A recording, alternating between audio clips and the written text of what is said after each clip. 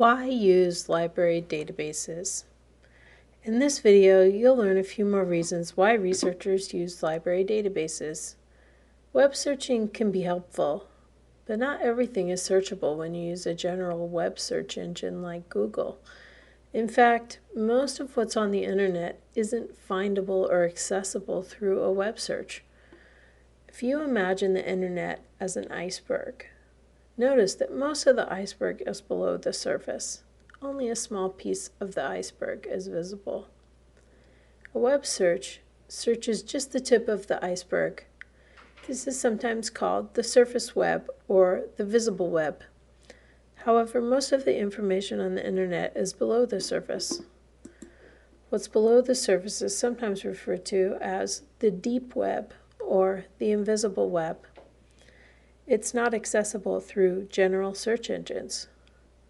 Much of this is caused by things like paywalls and other things that require a password, like maybe your bank account information or your school transcripts. I can't do a Google search and pull up your transcripts. That information is protected and requires that you log in to your MyMountSac account. It's below the surface in the deep or invisible web. Although many magazine, newspaper, and journal websites provide a lot of information for free, usually the free information is limited and you need to pay and log in to see more. This is due to the publication's paywall. Publishers of magazines, newspapers, and journals are in business. Just like other industries, they want to sell their product and not give it away for free.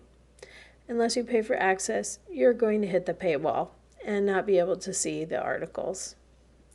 For example, I found this article through a Google search. I have to pay $35.95 to see the article. But I found the exact same article through a MountSac library database. I'm a member of MountSac, so I have free access to the library databases and everything inside them. I can access the same article that the Google search was asking me to spend $35.95 on, but now it's free because I'm using a library database. The catch is, when I access the library databases from off campus, I have to log in.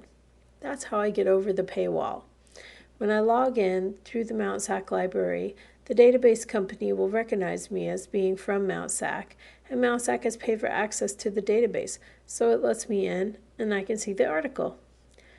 Another reason to learn how to search the library databases is that most of the databases that we have at MountSac are also used at major colleges and universities that you might transfer to.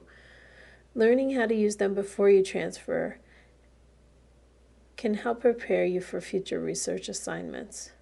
Remember, using library databases can save you money, and if you learn how to use them now, you'll be more prepared for research assignments here at MountSac or when you transfer.